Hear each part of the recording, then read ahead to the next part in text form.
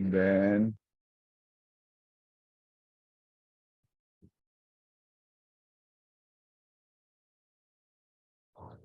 so let us proceed with agribusiness and entrepreneurship. Kanina, before yung last topic natin is agricultural laws, mga batas. At pinost ko yung narrative ng iba-ibang batas. Napakarami noon eh. Bahala na kayo doon ha. So ito ay susundan naman natin ng talagang we focus now on the agricultural sector, agribusiness. Yung agribusiness ay business na nga yan. Ang entrepreneurship ay business din. So parang double-double. Pero mayroong pagkakaiba kasi yung agribusiness at saka entrepreneurship. Nung una hindi ko masagot yan. Sabi ko pareho lang. So I decided to really look into ano bang pagkakaiba niyang dalawang yan. Okay, so sagutin ko muna yung pagkakaiba ng dalawa para magkaroon kayo ng idea. Yung agribusiness ay isang sektor sa agriculture kung saan sakop niya yung lahat ng negosyo patungkol sa agriculture, pagtatanim, no? Pag-aanit, pagbebenta.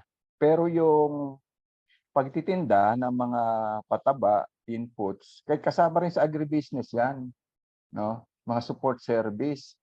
Kumbaga, mga trader, kasama rin sa negosyo ng agribusiness yan, trader ng agriculture. Pati nga cooperative sa agriculture, kasama rin ng agribusiness. So, very large ng nasasakupan ng negosyo ng agribusiness, hindi lang pagtatanim at pag-aalaga ng hayop. Pero, hindi ba katulad din lang siya ng entrepreneurship? Ngayon, mayroong pagkakaiba although on a first glance, similar lang siya. Ang entrepreneurship ay pagsisimula ng negosyo kung saan hindi ka sumasabay lang doon sa traditional na negosyo. Sinahaluan mo, sinasamahan mo ang entrepreneurship para matawag ang entrepreneur ng innovation. Yun yung isang distinguishing characteristic ng entrepreneurship sa agribusiness. The word is innovation. Merong ginagawa si entrepreneur na bago. Okay, it could be technology, it could be a new way of doing things. Yung pagbebenta sa online eh hindi yan traditional. Sumikat lang yan itong panahon ng COVID, quarantine. Eh napasama na ngayon siya ngayon ay innovation, no? Pero pwede rin yung innovation, bagong technology, bagong packaging, o kaya ay bagong pamamaraan ng pagbebenta. Kunyari ay yung produkto dati sa naglalako ka sa bilao, ngayon ay meron ng cart na talagang meron pang design at pwedeng doon rin kumain. Marami kayong nakikita ngayon parang mobile. So, yun yung pagkakaiba ng entrepreneur. Sa mga pagkain naman, mapapansin nyo yung kung familiar kayo sa mga inasal, i-sample yan ng entrepreneur. Hindi kasi uso nung araw yung kanin Anli. Sila yung nagpasikat ng Anli rice. Although siguro baka merong una. Kaya lang sila sumikat. Mantakin mo nga naman, kalaki-laki na noong chicken nila. Tapos dami pang rice as long as you want. Dadaan yung taga-bigay. Sir, gusto nyo pa? Tatakala ka. Kaya yung mga kung tawagin talagang malakas kumain, tinitipid ng ulam, pero dinadamihan ng kanin. Naku, pumpatok tuloy yan. Kaya siya ay consider nating entrepreneur. So, ang tanong natin ngayon, kung kayo ay magsisimula ng isang negosyo, kayo ba isang ordinary agribusiness na sinusundan nyo lang yung ginawa ng mga nauuna, kinopya nyo lang, nagbasa lang kayo ng mga techniques, ginaya nyo, o kayo ay merong bagong style, innovation. Yun yung entrepreneur. Kaya ating pag-uusapan yan kung paano magnegosyo at paano maging entrepreneur. Bakit kinakailangan na iiba? Kasi meron kasing prinsipyo sa agricultural marketing kung tawagin ay blue ocean strategy at saka red ocean strategy. Okay, ano kaya yon? Dagat na pula at dagat na asul. No? Unahin natin yung dagat na pula, the red ocean strategy. Doon sa dagat na pula, ang style doon, kung ikay magtatayong negosyo, lalabanan mo lahat ng nauna sa iyo. Okay, lalabanan mo. Kunyari, meron ng Jollibee, meron ng McDo, magtatayo ka ng ano, ng katulad noon, pero iba pangalan, kaya lang hindi mo matalo yung dalawa. Okay, kasi paano matatalo eh? Mas mura dahil yung kanilang lahat ng gagamitin dala-dala dinideliver na roon. Ano na siya, naka-ready na, ready to cook. Tapos may oras pa, tapos meron pang drive-thru at saka talagang masarap naman na nagugustuhan natin. Ngayon, paano matatalo yung mga yan? Di gaya, ginaya mo ng tulad na tulad, kaso hindi ayaw ayaw ayaw tangkilikin ng madlang people. Bakit kaya? Kasi ang ginawa mong strategy na hindi mo pala alam ay red ocean. Ano ba ibig sabihin ng red ocean? Kaya siya red dahil maraming pating doon sa dagat na yon. Merong malaki, may maliit, may isdang maliit. Ikaw ay isdang maliit na nakikipagsabayan sa pating. At yung iba pang mga small time player sa negosyo, nakikipagsabayan sa malalaking negosyo. Anong nangyayari? Kinakain lang sila nung malalaking isda. So, pababaan ang price. Hindi mo matatalo talaga yung mga yan pagdating sa negosyo dahil established na yan. Pati nga yung pwesto, pinapag-aralan nila. Ngayon, nung nakipagsabayan, kinakain lang sila nung malalaki. Kaya namula ang dagat dahil sa dugo ng mga natalo sa competition. Yon ang tinatawag na red ocean strategies. Kaya unless you are ready to slug it out with a big fish, ay sige, sumigi ka. Pero merong iba, ang tawag blue ocean strategy. Doon sa blue ocean, although malaki nga ang ocean, namimili siya ng ng kanyang lalabanan. Kalimitan hindi siya tumatabi sa mga malalaking pating. Okay, nag-iisip siya ng market niya kung saan kokonti ang kalaban o baka walang kalaban. Although halimbawa yun yang si Mang Inasal, marami namang inasal at yun ay galing Bacolod. Pero siya yung naunang nagtayo ng maraming branches, tapos Anli pa nga at maraming pang maganda pati yung kulay nila, yun yung talagang inilaban. Ngayon ang malaking kalaban niya ay Jollibee, 'no? Pero hindi siya matalo ng Jollibee, 'no? Kasi ang kanyang tinarget, talaga namang inasal hindi yung kliyente ng ng McDonald's kasi medyo ang alam naman natin ang McDonald's sosyali ng kaunti. Hindi yun ang tinarget. Kung makikita mo nga sa mga inasal, mga kung kumain, di gumagamit ng ng tinidor kutsara, kamay. So yun ang tinarget niya, yung mga kung tawagin ni Only Rice boys, yung malalakas sa kanin. Minsan dalawa nga ang kumakain, naghahati, sinasabawan pa noong chicken oil. Sarap na sarap sila. Yun, nagtagumpay si entrepreneur, si Ed Garcia. Sia ang apelyido niya, no? So, yun ang ginamit niya ay blue ocean. Walang gumagawa pa kasi noon. Tapos ang tinarget niya hindi yung mga kliyente noong malalaki, no? Hindi yung kliyente ng Chowking, mga chicken. Siya ay nakakuha ng sariling kliyente, 'yun.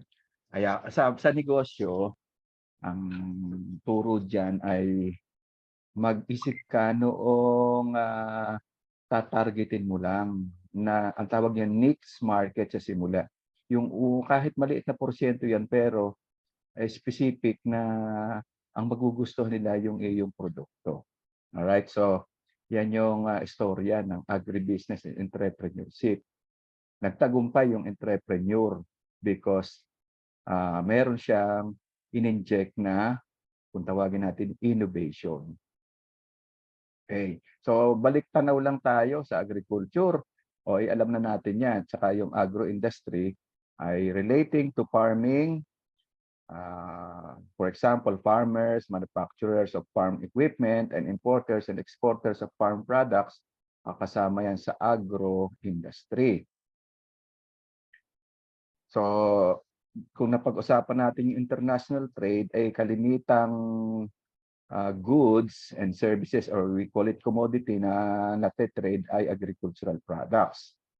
So ngayon, ang kagandahan because of yung tinatawag nating international system of trading, ang mga farmer ngayon could actually sell their products to the locality and even to the global market because of the modern technology, global agriculture kung tawagin.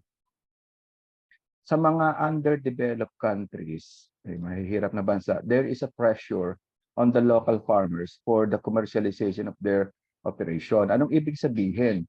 Marami pa rin na kayong mapapansin na ang pagbubukid dito sa Pilipinas ay hindi business o commercialized kung ano. Basta parang naandun pa rin ang karamihan doon sa subsistence farming, magtatanim ng konti para may makain.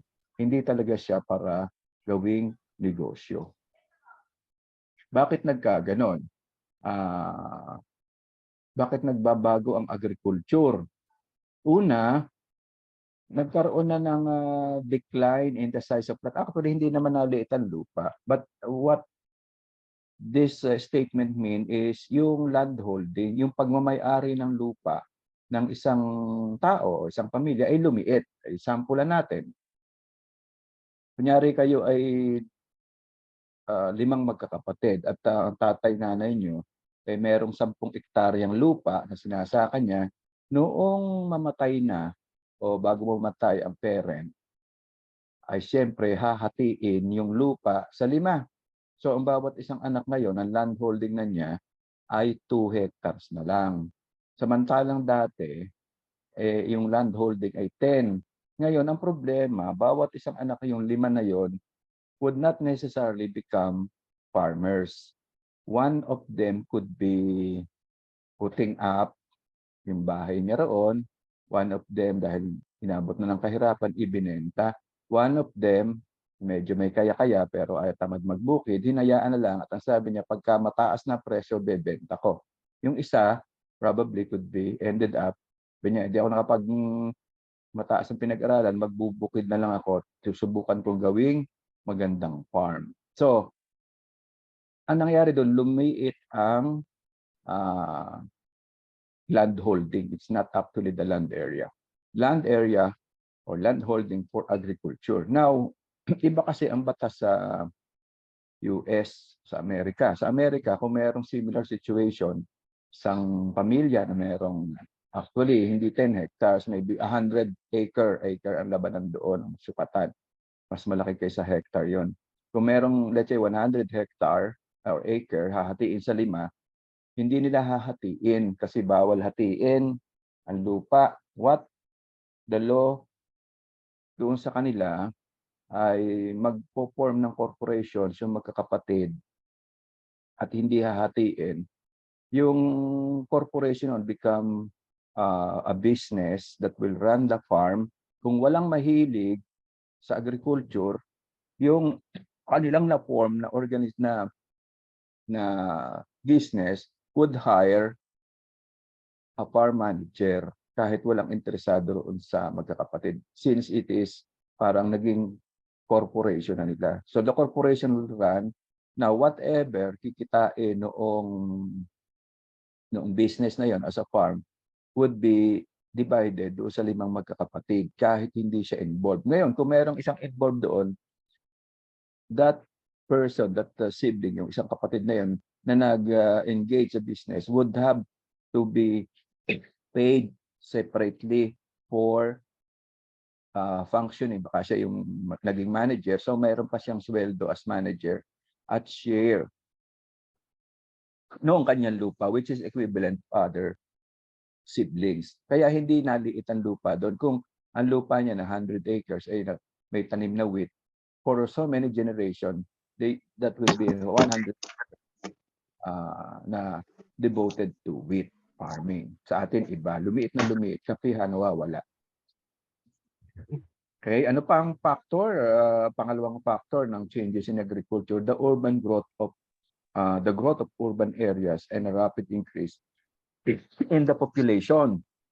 At tandaan nyo ba ang kwento ko kanina tungkol doon sa Europeans, kung saan yung mga nasa bukid ay na-displace dahil maraming napalayo sila sa farm na hindi kanila, na binakuran ng mga mayayaman, nagpuntahan sa city. No? Kasi meron doong mga factory. Eh, ganun din naman ang nangyayari sa atin yun because of yung kung tawagin natin, ay wala naman niya silang lupa. Kaya do sa related laws, meron doong isang batas tungkol sa yung pamimigay ng lupa, agrarian reform. Isa sa mga sinusulong ng gobyerno yan hanggang sa natapos na yung programa ng kung tawagin natin ay DAR, Department of Agrarian Reform.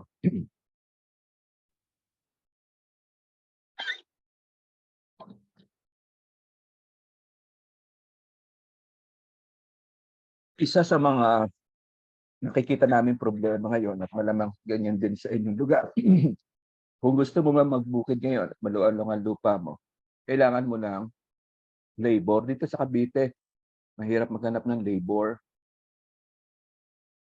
dahil nga yung iba ayaw mainitan, ayaw magbungkal ng lupa at mahirap daw naman, mas pipiliin pa nilang pumunta sa mga pabrika.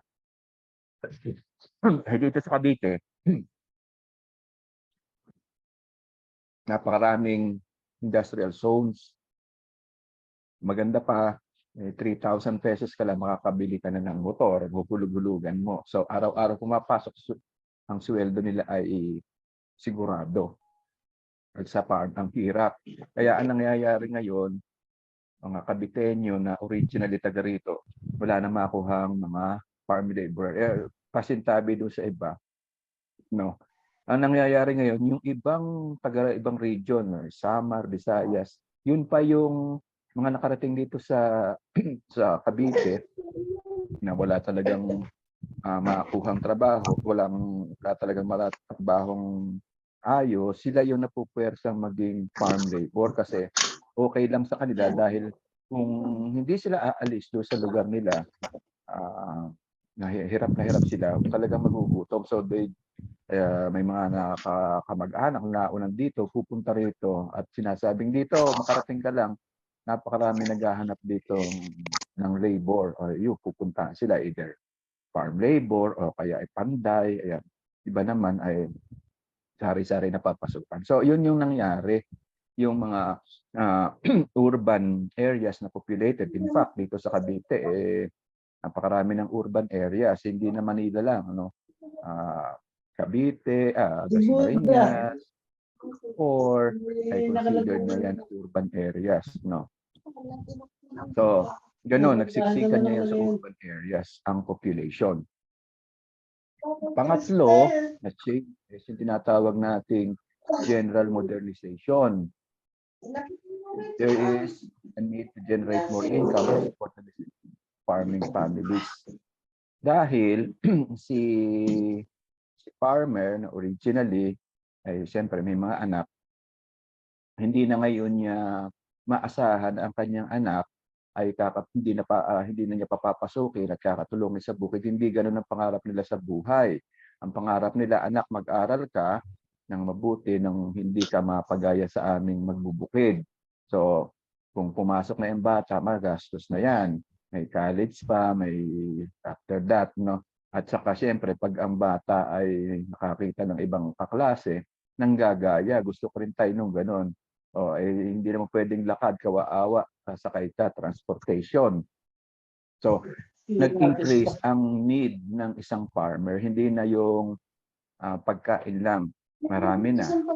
Communication, cellphone, internet. Kailangan ng internet sa klase. So, ayun, napakarami ng gastos ngayon. Therefore, kung gusto natin na ang farmer ay makasabay sa pangangailangan ng ating modern society, ng current society, kinakailangan si farmer ay magbago ng kanyang imahe. Yan. Ito kasi yung lumang imahe ng farmer na natatandaan natin, nagbubukid at may kalabaw. No? Ayaw na nga nung farmer na yan, nagayahin siya ng kanyang anak, kaya pinapunta sa school. Panakot pa nga yan kapag sabi nung pag hindi ka nagburakbol ay ikaw ay pumunta rito sa farm at tayo mag-aararo. Sabi ng anak ay hindi po, papasok. So tinakot ang mga bata na mahirap ang parusa kung ikaw ay nasa bukid. At for so long, yan yung traditional farmer image, no? Na you will gigising ka ng maaga at hapon na madilim na andun ka pa rin, day in and day out. This is a very powerful image na nagkaroon ng long-lasting negative effect on people's perception of farming. At hanggang ngayon ay nadadala pa natin ito. Kung ikay magbubukid ay low-key, mababa ang tingin sa iyo ng mga tao, including your parents. So, ito yung reality na sinasabi ko. No? Actually, ito ay DOST ang nagsabi, no? Base sa kanilang pag-aaral. Students shy away from agriculture courses because of several reasons. One of which the belief that farming is not profitable, hindi kumikita, and there are limited opportunities of employment. Kaunti raw ang nangangailangan sa agriculture. Farming is profitable when it is treated as a business. Kikita ka lang daw kung iyan ay gagawin mong negosyo. Current AFNR, yung Agri-Food and Natural Resources na mga schools, SOCs, curriculum have law, entrepreneurial focus, turo lang ng turo, pero tinuturo ang magnegosyo sa farming. Kaya nga ang KABSO ay nag-form ng isang kurso called Agricultural Entrepreneurship. Currently, ako yung chair doon. And then, need to complement AFNR program of SUCs. Okay? Need to capacitate AFNR students on the business aspect of production and possibilities of value addition. Yun ang mga pangangailangan pala na maituro sa school sa mga bata, ang business. Now, ito pa ang isang sad reality. Ang agricultural graduates, pag nakagraduate niya, ay naghahanap na ng trabaho. Hindi nag-i-engage sa business ng farming or anything about agribusiness. Agricultural graduates who have farms relegate the task to farm workers. Yun yung iba, may kaya-kaya, ay di utos-utos lang. Tabasan mo yan, gano'n. Magtanim ka dyan. A sizable number of those into agriculture have remained producers who have not maximized the business aspect of production. Sorry. There are technologies that add value to agriculture produce, and these technologies have not been maximized. And there exists a market for processed agri-based products. So, sinasabi lang doon na hindi pa natatap ito na kala natin pag nagtanim, bebenta mo na, okay na yon. Pwede rin kasi pala i-process para magkaroon ng value adding, mag-increase ang halaga niya at probably mag-increase din ang kita. No? That is the reality. Kung titingnan natin ang estado ng ating Philippine agriculture, this is not updated as of today, but several years ago, which I believe stood as it is. So yun yan, nabanggit natin na marami na ang lumilipat sa mga urban areas, no, to pursue their other ambitions. No. Marami sa mga mahihirap, kung tawagin ni BP Leni ay nasa laylayan. Pag tinignan natin sa statistics, sa buong Pilipinas, saka doon sa urban residents, ay mapapansin natin na ang pinakamatataas, ito ay mula 2006 hanggang 2015, ang napakaraming incidents ng mahihirap ay nasa farming at saka fishing, yung fisherman, lampas average ng national. Ang national ay between 22 to 27. Ang farmers ay between 34 to 39% ng lahat ng farmer ay mahihirap. Okay? Incidence percentage yan, no? Mas mataas sa mga fisherman, between 34 to 41% yung poverty. Yung poverty, merong poverty level. Talagang halos yung kanilang kinikita ay kulang sa kanilang pang-araw-araw. Kumpara doon sa mga nakatira sa urban residents na 13% lang, 12 to 13% ang incident. So bad news yan sa ating sector, yung farmers and fishermen. So from 2016 to 2019, ang growth ng industry yung nasa mga factories ay 6.4%. No? Samantalang sa agriculture, ang growth ay 1.3%. Iyon ay bago magkaroon ng pandemic, ay baka bumaksak pa yan. So anong reason? Low productivity in rice at saka failure of the sector to diversify into high value added products for local consumption and export and to integrate farmers into value chain. So ito yung dalawang reason bakit mahina ang growth ng Philippine agriculture. Yung mga nakapunta niyo sa Vietnam, Thailand, yung kanilang mga agricultural products doon ay meron silang fresh vegetable, fresh fruits. Pero magtataka ka, merong palengke sa island, yung Chatuchak. Bakit napakadaming produkto na na-process nila. Nakasupot na siya, ang gaganda ng packaging. Ako mga Pilipino gustong-gustong bumili pang-uwi sa Pilipinas. Yung mga processed fruits nila na akala mo talagang para nangangain ka ng prutas na bagong pitas pero sweetened na. Ang daming ginawa nila yon. Yun ang tawag doon value adding at dyan tayo na iwanan. So kinakailangan ang ating yung mga negosyante sa agriculture, ang agribusiness at saka mga entrepreneur ay tingnan yan at baka yan ang ating kulang, which yung survey yun nga daw ang ating kulang. So, ang Department of Agriculture naman ay may sariling agenda. Ayan, So, common naman yan, generalized. Panahon ito ni Secretary William Dar. Kasi ngayon, wala pa akong makitang nilalabas na bagong development framework, ang BBM government, kahit siya na yung doon, ang head, ang Secretary of DA siya rin, wala pang inilalabas na major framework. So let us use the old one. So meron pangangailangan talaga na ang ating mga farmer ay ma-convert natin as businessman. So kailangan lang sila mag-aral ng bagong skills na hindi lang pagtatanim kundi yung marunong sila mag-analyze ng market, magbenta, financing and building various farming business opportunities with the clients. So it is agriculture today is not more, it's more than planting.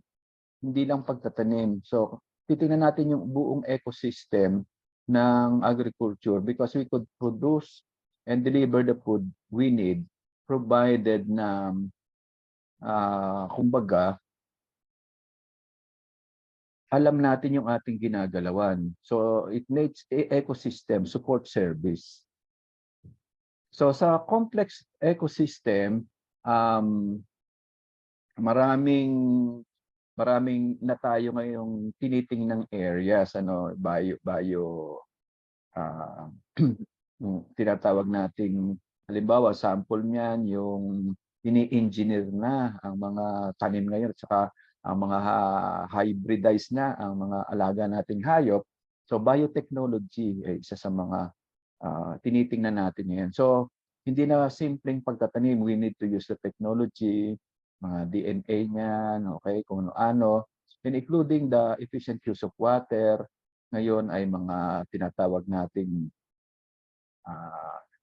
yung robotics na, no? Mayroon ng mga sensors, we are using now the drone, mga ganon. Eh yan ay dapat parte na ngayon ng mindset ng isang magninegosyo sa agriculture. We call it entrepreneur or agripreneur, no? So ito na ngayon, si agricultural entrepreneurship, mag-iisip ka ngayon ng pamamaraan para makasabay doon sa market. We are not looking at our plot at tanim alone. We are looking farther. Kanino ibebenta, kailan ibebenta, anong kakailanganin, ganong karaming order niya. Sinong dadaanan, no? Can I have the necessarily equipment, ano? Ako yung merong dito kasi sa amin sa sa kolehiyo, meron kaming kurso na agricultural entrepreneurship as I mentioned to you. At yung mga estudyante bago makagraduate sa 4th year ay magkukonduct noong tinatawag na entrepreneurial development project. Sila ay talagang sa loob ng 4 na buwan magtatanim o mag-aalaga ng hayop at titingnan nila kung sila ay kikita. They will spend money, sarili ng pera yon, para magtanim o mag-alaga ng hayop. Last week, no, itong week na ito pala, merong nakatapos na at nag-depend ng kanyang EDP online. Ang tanim niya ay hindi siguro kayo familiar doon, yung chamsoy, no? Para siyang kombinasyon ng lettuce at saka ng kangkong, no? Na pag niluto mo, malutong siya na pwede nang sa ano lang, sa oyster sauce. Ay sarap na sarap ako. So tinanong ko, kumikita naman more than 28%, 24% ang ROI, return on investment ng bata.